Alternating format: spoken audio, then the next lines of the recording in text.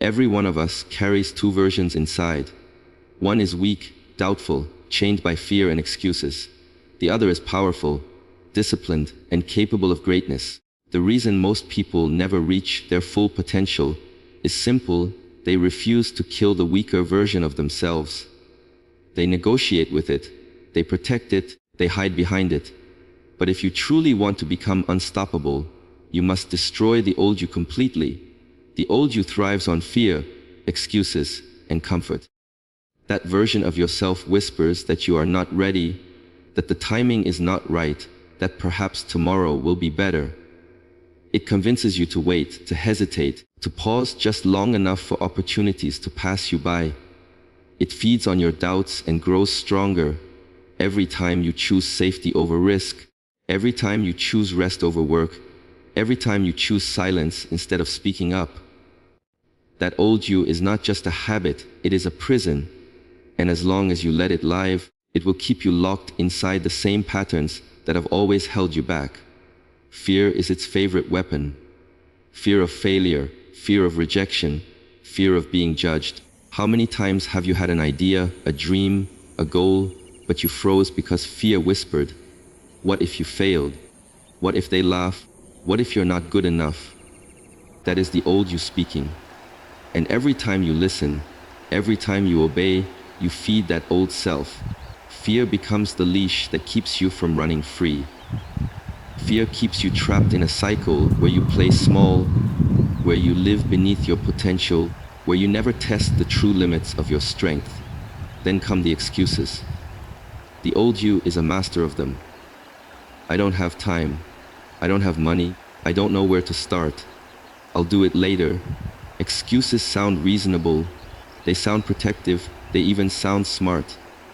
But what they really are is poison. Excuses steal your momentum. They rob your energy. They blind you from the truth that progress is always possible if you take action. Every excuse is a brick, and those bricks build the wall that stands between you and the person you could be.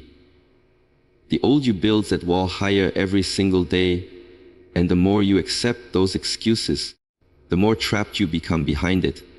And then there is comfort. Comfort is the old you's most seductive trap. It lulls you into routines that feel safe, predictable, easy. It gives you the illusion of peace, but in reality, it robs you of growth. Because comfort never challenges you, comfort never forces you to stretch, comfort never demands that you rise higher. Comfort convinces you that where you are is good enough, even when you know deep inside that you are capable of so much more. Comfort is the silent killer of dreams, and it is the reason so many people settle for mediocrity instead of chasing greatness. When you combine fear, excuses, and comfort, the result is a version of yourself that is weak, stagnant, and unfulfilled. That old you will do everything in its power to survive because it knows the moment you choose courage over fear, action over excuses, and discipline over comfort, its life is over. It will fight to stay alive. It will whisper louder. It will tempt you harder. It will remind you of every failure, every weakness, every mistake. But you must understand that the old you is not your protector. It is your enemy. It does not keep you safe, it keeps you small. It does not care about your future. It only cares about survival. And the longer you keep feeding it, the more it will rob you of the life you are meant to live. To truly move forward, you must first recognize the voice of the old you and call it out for what it is: a liar, a manipulator, a thief. You must be ruthless in cutting it off, because transformation does not begin with adding new habits. It begins with killing the old ones. The old you thrives only as long as you allow it. The moment you stop giving it power, the moment you stop listening, the moment you stop choosing fear, excuses, and comfort, that old version begins to wither. And only then can the stronger, unstoppable you take its place. You cannot negotiate with weakness. You must kill it completely. Weakness is not something you can compromise with. It is not something you can manage or balance. The moment you try to bargain with it, you are already giving it life, giving it permission to remain in your system. And once it takes root, It grows stronger every single day. Weakness is deceptive. It will disguise itself as self-care, as taking it easy, as being realistic. It will whisper that you deserve to rest, that you have done enough, that no one is perfect. And while those words may sound kind, they are actually poison. They are the chains that keep you tied to mediocrity, the handcuffs that stop you from reaching your highest potential. Negotiation sounds safe because it feels like you are still in control. You tell yourself you will be disciplined, but only on weekdays. You say you will stay committed, but allow yourself a little break here and there. You promise yourself you will face your fears, but only when the timing feels right.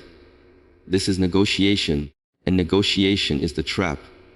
Because weakness does not compromise in good faith. Every time you give it an inch, it takes a mile. Every time you tell it, just this once, it hears forever. Weakness thrives in the spaces you allow it to exist, and it will use every opportunity to expand until it dominates every decision you make. That is why weakness cannot be managed. It must be eliminated. You cannot coexist with it. You cannot give it half of your life and expect the other half to rise. The stronger version of yourself cannot breathe as long as weakness has oxygen. To become unstoppable, you must starve it. You must deny it. You must kill it so completely that there is no chance for it to resurrect itself again. This means no more excuses, no more delayed starts, no more lowering of standards. This means you stop giving weakness a seat at your table, a voice in your head, or a moment in your day. Think about what happens when someone negotiates with weakness. They plan to wake up early, but when the alarm rings, weakness says, sleep a little longer. You need it. They plan to work on their goals, but weakness says, do it tomorrow. You're too tired right now. They plan to confront their fears, but weakness says, wait until you're more prepared. And because they listened, because they gave weakness that power, another day is lost, then another, until months and years pass, and they look back realizing nothing changed. Negotiation with weakness always ends the same way, with regret. The reason you must kill it completely is because weakness is patient. It does not need to win big battles, it wins in small ones. It wins in every skipped workout, every broken promise, every wasted hour.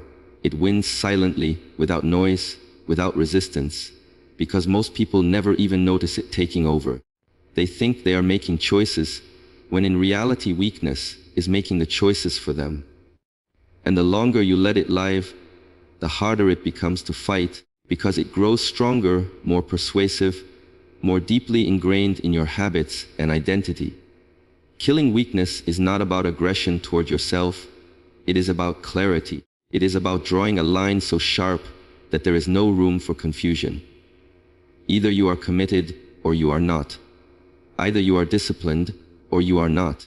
Either you are building the unstoppable you or you are feeding the old one. There is no middle ground. Weakness only survives in the middle ground. It only survives where there is hesitation, where there is compromise, where there is room for negotiation. But when you cut off all negotiations, when you refuse to let it speak, when you silence its voice entirely, weakness dies. That is the only way transformation begins. By refusing to entertain its arguments, by refusing to hear its excuses, by refusing to let it influence your actions, even for a single moment. Weakness will scream when you try to kill it. It will claw, it will fight, it will try to convince you that you need it, that you cannot live without it. But that is the illusion. You do not need it. You never did. The only way forward is to starve it, silence it, and destroy it completely so that the stronger, unstoppable you can finally rise without resistance. Growth only begins after the death of your weaker self, the version of you that clings to comfort, that refuses to take risks, that hides behind excuses, cannot carry you into a future of strength, power, and transformation. As long as that weaker self is alive, it will choke every attempt at growth before it even has a chance to take root. You cannot plant seeds in poisoned soil and expect them to grow. In the same way, you cannot build discipline, resilience, or greatness on top of laziness, fear, and doubt. The weaker self must die first, because growth requires space, and that space only opens when the old patterns are destroyed. When you hold on to the weaker self, you carry its weight into everything you do. You try to build new habits, but the old ones keep dragging you back. You try to commit to discipline, but the voice of excuses whispers in your ear, convincing you to break your promise. You try to push yourself into discomfort, but the weaker self pulls you back into the arms of safety and ease. It is like trying to run forward with chains tied to your ankles. No matter how badly you want to move, you will always be pulled back to the same spot. Growth demands freedom, and that freedom only comes when you cut off those chains. The death of your weaker self is not a one-time event. It is a daily battle, a conscious choice to stop feeding it, to stop protecting it, to stop allowing its space in your identity. Every time you choose discipline over laziness, you are killing it. Every time you choose courage over fear, you are killing it. Every time you choose action over excuses, you are killing it. With each decision, with each moment of strength, the weaker self loses power, loses influence, loses control, and slowly, the stronger you begins to grow in the space it leaves behind. Growth is not comfortable. Growth hurts. Growth stretches you in ways that feel unbearable, but that is the beauty of it. The weaker self is allergic to pain, allergic to challenge, allergic to effort. It will do anything to avoid struggle. That is why growth cannot happen while it is still alive, because growth requires sacrifice, and the weaker self refuses to pay the price. It wants everything easy, everything safe, everything guaranteed. But life does not reward that. Life rewards the one who dares to bleed, to sweat, to endure. That is where growth is born, and the weaker self cannot survive in that environment. Imagine two versions of yourself standing in front of you. One is weak, fragile, living in fear. The other is strong, disciplined, unshakable. They cannot both survive inside you. Only one can live. If you continue to feed the weaker self, the stronger one will starve, and your growth will never happen.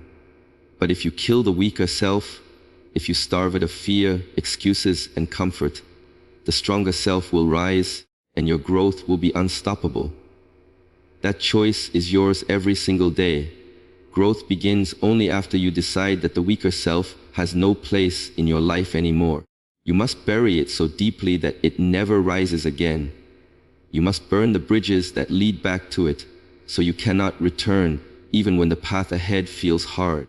Because growth is not just about becoming stronger, it is about refusing to ever go back to being weak. It is about transforming so completely that the old you no longer even exists. The reason so many people never grow is because they try to carry the weaker self with them into the new life. They tell themselves they can hold on to both, that they can grow while still clinging to old habits and old excuses. But it never works. You cannot become unstoppable while dragging the weight of weakness behind you. You cannot grow into strength while protecting the parts of you that are fragile and afraid. The death of the weaker self is the doorway, and on the other side of that doorway is the version of you that is capable of limitless growth. Discipline and pain are the tools to build the unstoppable you. Nothing worthwhile has ever been built on comfort or convenience. The strongest versions of people you admire, the unshakable leaders, the relentless warriors of life, all of them were shaped by the fire of discipline and the grind of pain.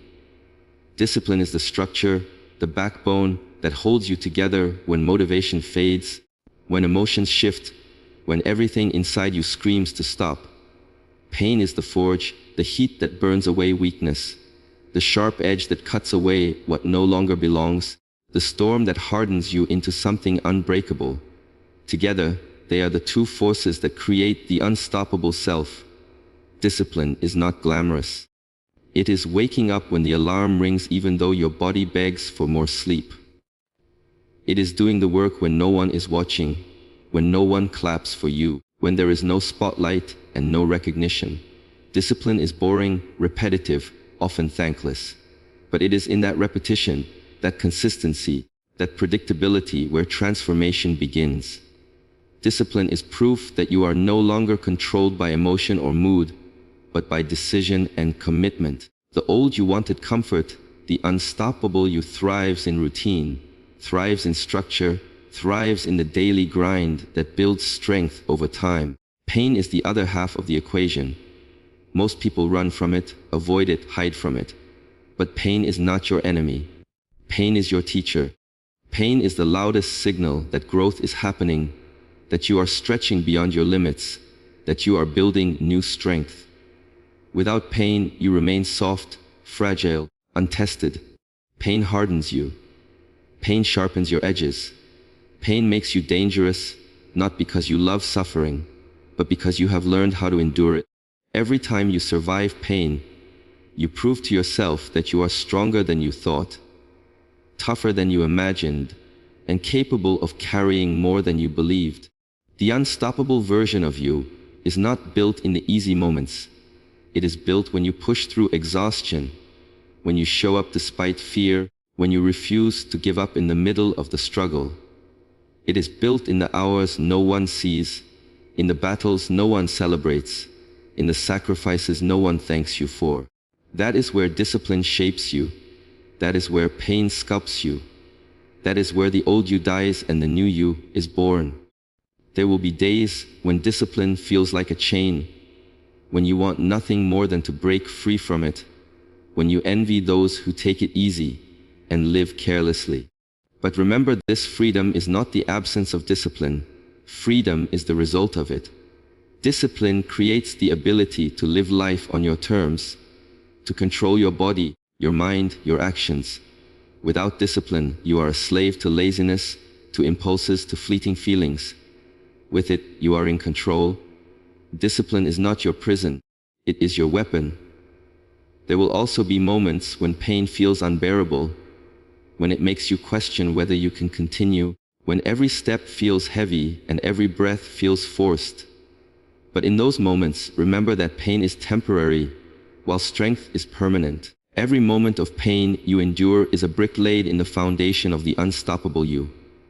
Every scar becomes proof of resilience. Every hardship becomes fuel for your fire. Pain does not break you, it reveals you. Together, discipline and pain destroy the weaker self. They strip away softness, they burn away excuses, they silence the voice that begs for comfort. In their place, they build resilience, grit, and power. The unstoppable you is not someone who has avoided pain, but someone who has embraced it.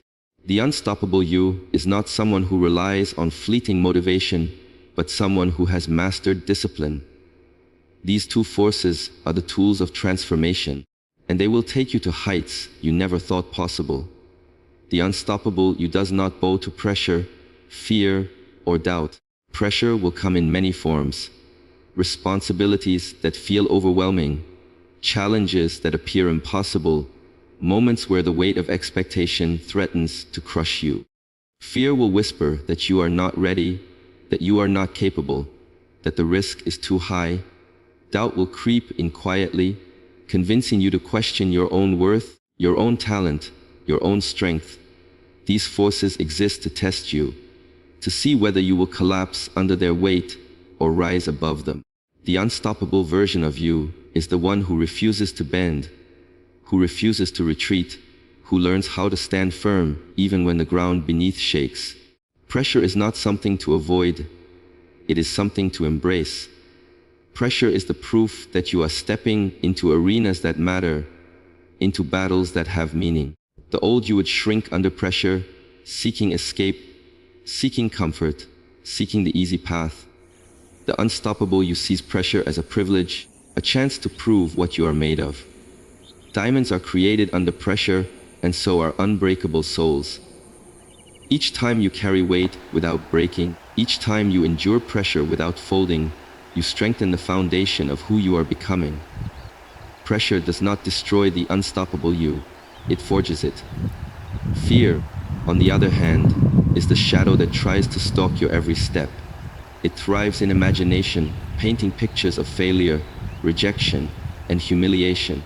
Fear wants you to freeze, to stand still, to never take risks. But the unstoppable you has learned that fear is not a stop sign. It is a signal. Fear signals that you are on the edge of growth, that you are stepping outside the comfort zone, that you are about to do something that matters.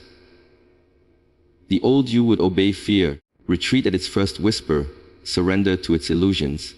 The unstoppable you faces it head on, stepping into the very spaces fear warns you to avoid. Every time you confront fear, its power shrinks. Every time you walk through it, you take back control. And then comes doubt. Unlike fear, doubt doesn't shout, it whispers.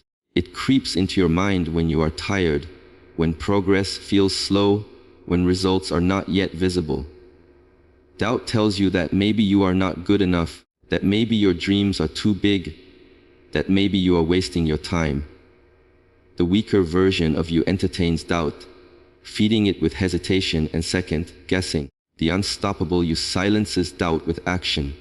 Doubt thrives in hesitation, but it dies in execution. The moment you act, the moment you take even a small step forward, doubt loses its grip.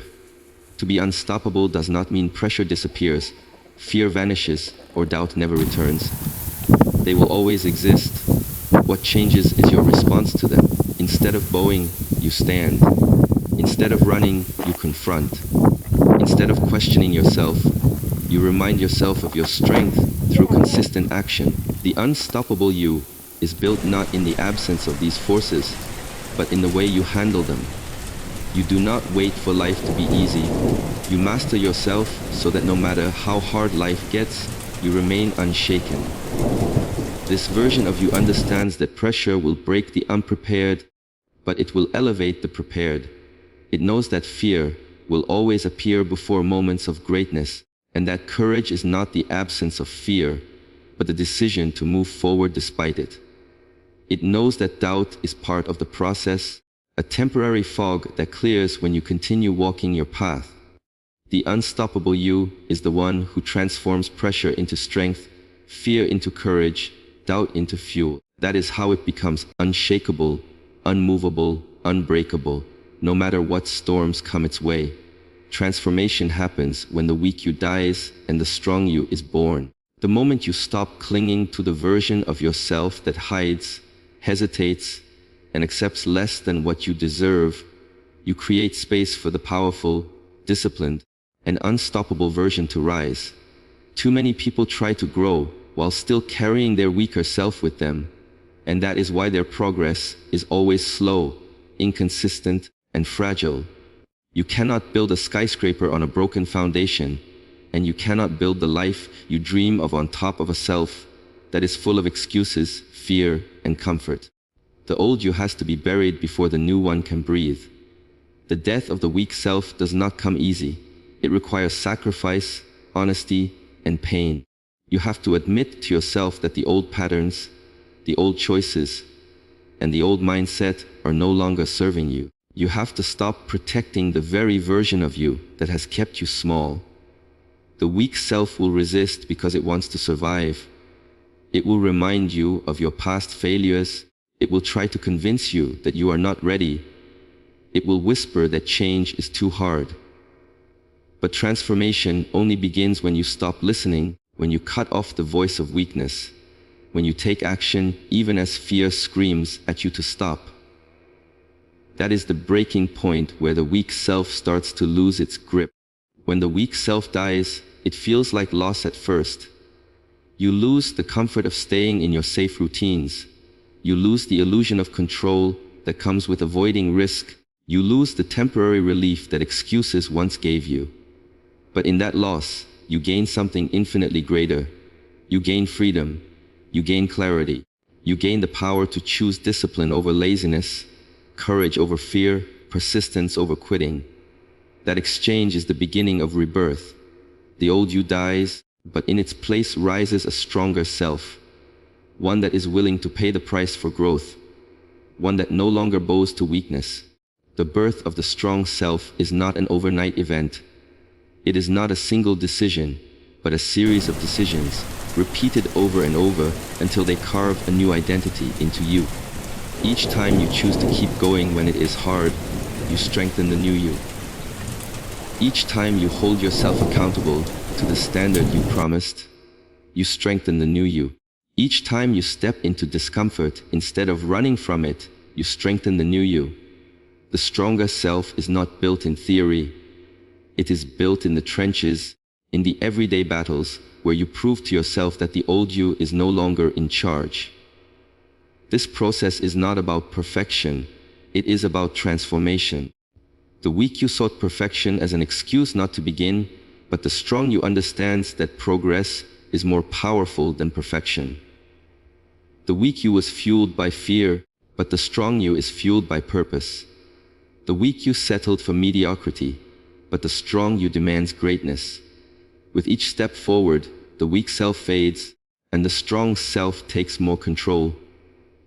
This shift is irreversible when you commit fully, because the more you live as the stronger version of yourself, the more impossible it becomes to return to weakness. Transformation is not just about becoming someone new, it is about never being the same again. Once the strong you is born, you begin to think differently, move differently, and act differently. You no longer see obstacles as roadblocks, but as opportunities to grow stronger. You no longer see pain as punishment, but as the very tool that shapes you. You no longer see failure as an ending, but as a stepping stone toward mastery. The strong self reframes everything, turning every challenge into fuel, every setback into wisdom, every hardship into a weapon. The old you had limits, the new you does not. The old you made excuses, the new you makes results. The old you lived in fear, the new you lives in action. And that is the essence of transformation. When the weak you finally dies and the strong you fully comes alive, there is no going back, there is only forward. My friends, the journey to becoming unstoppable is not about adding more to your life. It is about destroying what no longer serves you. It is about killing the weak version of yourself that clings to fear, excuses, and comfort. It is about refusing to negotiate with weakness, refusing to carry the weight of your past, refusing to let doubt or hesitation control your steps. When the old you dies, growth finally begins. When you embrace discipline and endure pain, you are forged into something unbreakable. When you stand tall against pressure, fear, and doubt, you prove to yourself that nothing can shake you. And when the weak self is buried, the strong self is born, a self that is resilient, courageous, and limitless. This is the transformation. This is the rebirth. This is how you destroy the old you and build the unstoppable you.